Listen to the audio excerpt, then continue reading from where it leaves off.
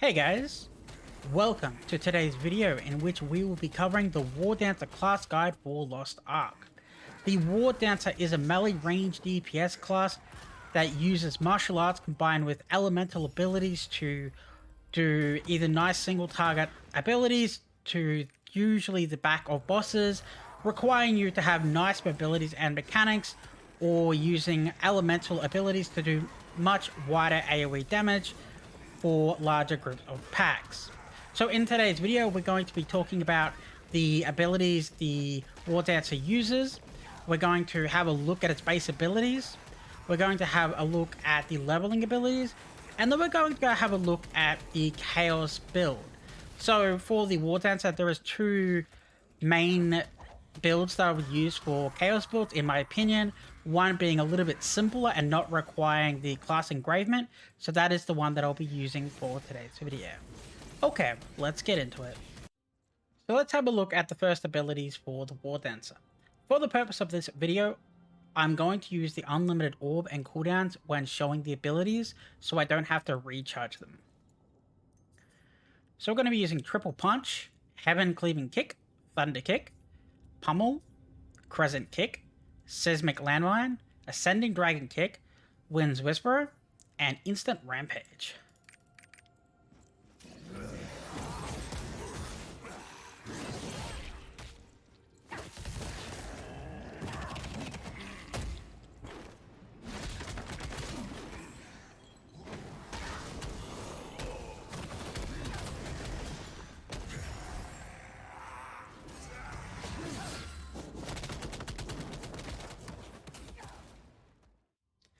Okay, so the second set of abilities are Electric Wind Kick, Phoenix Dive, Raw Ravella, Hellbird Thrust Kick, Inner Kai Combustion, Alt Spiral Blast, Alt Dragon's Ascent, Alt Lightning Fist.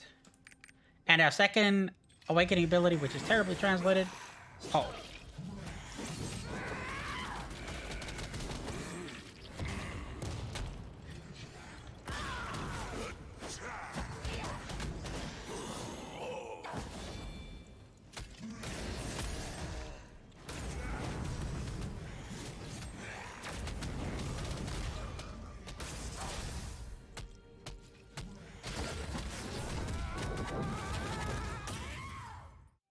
The two final basic abilities are Wind Guard and Exploding Earthquake.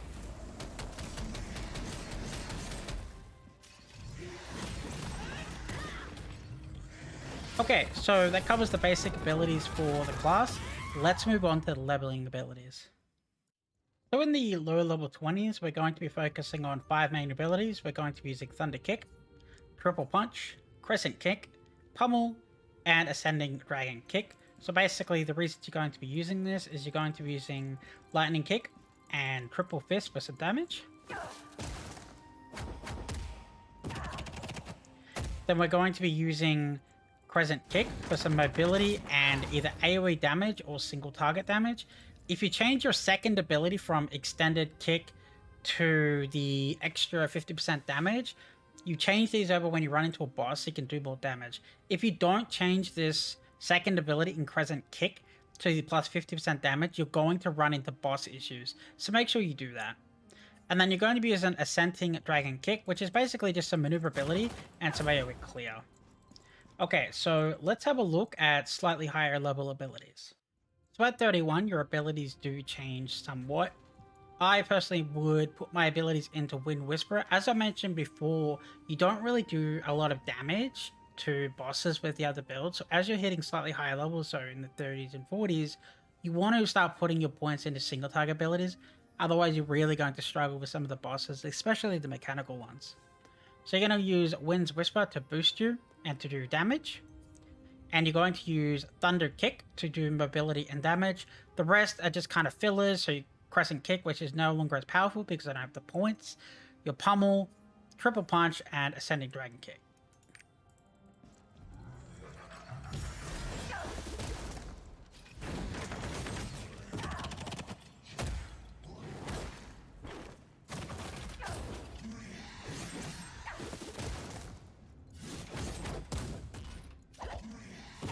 As you can see, struggles a little bit on bosses. Okay, so now that we've looked at the abilities for the leveling, let's go and have a look at the Chaos build guide. So let's talk about the Chaos Dungeon section of this guide. So before we get into it, I want to talk about the imprints because I believe they're extremely important on this class. So as I mentioned earlier, you need orbs to use for some of your abilities. A lot of your most powerful abilities are run by orbs, and without these orbs, you can't use these abilities. Beginner's Mind makes it so you can't actually recharge any elemental gorgs. So you're not going to have any orbs ever, so you're going to be locked out of specific abilities, but in exchange, it's going to give you a damage buff. So if you're going to use this build, it's the easier, newer player build in my opinion, and more sustained damage. The second build is Enhanced Ultimate, so basically what this does is it gives you another maximum orb to have 4. And it increases your damage for your orb using abilities. So you can use this to charge up 4 orbs at once, and as the boss gets knocked down or you get behind the boss, you can unload all of your damage instantly. However, I believe that this is a more difficult build than to run the more sustained damage, so I would generally recommend using the Beginner's Mind Raid build instead of the Enhanced Ultimate build. The build that I'm showing you in here in Chaos Dungeon can run with Ultimate Enhanced, however, it's more aimed at people that have neither of these two class setups yet. Okay, so before we have a look at the build, let's have a quick look at the abilities. So first up, we have Inner Kai Combustion. So what this is going to do is when you hit enemies by going close to them, it's going to give you orb recharge rate. Next up, we have Roar of Valor, which is going to lower the resistances and give you more orb recharge rate. Next up, we have Wind's Whisper. Basically, this is a big DPS increase for 6 seconds. So you're going to use this just before you run into like a mini boss or you're about to take out a big mob pack. As you can see, it lasts 6 seconds and it takes a while to come back. So use it whenever opportunity presents itself. Next up, we have Electric Wind Kick. So while this doesn't do a lot of damage, as you can see, I'm spinning a lot and I'm hitting a lot of mobs.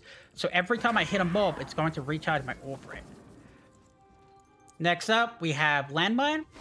Landmine is basically just getting me some more AoE damage on the ground, and it's going to get me some more orbs. Next up, we have Halberd Thrust Kick. So this one's a little bit hard to control. This is going to be your main ability for your bosses. So what you're going to do is you're going to buff up with Wind's Whisperer, and then hit a boss with it. Okay, so next up we have 2 main abilities. So both of these abilities are going to use 2 orbs.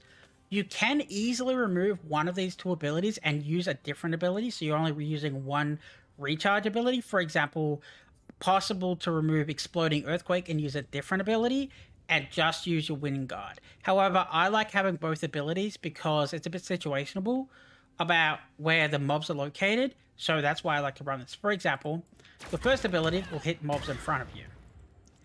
If I reset the gauge, the second ability will hit the mobs wherever they are standing on top of you. I like to have both because that's what I just feel like using, and it's just a bit more fun running around the Chaos Dungeon with more than being forced into clicking one button on repeat. Okay, so let's not fill the gauge, and let's actually spawn some monsters in. Okay, so buff up, reduce them, buff up. Now, because we have all our abilities running right now on them, I get the gauge back really quickly. Now I can use my other ability to kill the mobs. Now, you may have noticed that I had enough. So what happened just there was that I used Electric Wind Kick to get my gauge. I used Seismic Lance, and I used Wind Guard all at the same time to get back orbs really quickly so I could use Exploding Earthquake. But what you may have noticed is that if I fill the gauge again... Now, let's say it took me a couple of seconds to recharge. Then I would use my other ability, and we would be back to the point where all my abilities are off cooldown. Sorry, on cooldown, and you don't have enough recharge to go back into your Wind Guard. So I want to mention this because this is a very valid way of playing this build, but it's not something that I personally do. So let's spawn in the monsters. We buff up. So we use Wind Guard. And we use that ability. So, okay, unfortunately they died a little bit quickly. So let's try it again with a sea monster. We'll reset it all. So we'll use up our orbs. Okay. So we'll buff up. Weaken.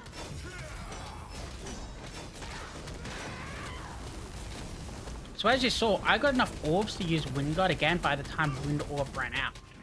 So you can just use Wind Orb for this build if that's something that you want to do. And keep in mind that when you're in a Chaos Dungeon, you'll be killing these elites, and when you do, it'll actually restore your cooldowns even further. So by using the cooldown reduction, by killing the crystals and killing the elites, you could easily run this build and use a different ability aside from Exploding Earthquake and funnel it all into Wind Guard if that is what you wish to do. Personally, it's not to my taste, but if that's what you're up to, feel free. Either of these builds will work for Chaos Dungeons, will allow you to stomp any of the mobs with relatively ease.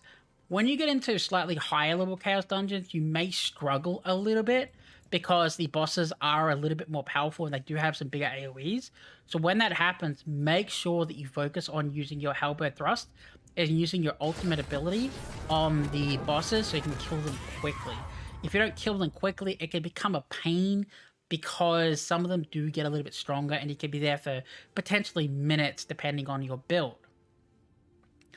I would like to note that if you run into the boss inside, I believe it's the purple portal, inside the Chaos, I would not recommend running this build, and I would run a more single target build, because this build definitely is not aimed at single target. Okay, so that covers everything you need to know for the Chaos Dungeon Guide. I hope this helps you clear your content quickly, so you can get to the content that everybody enjoys.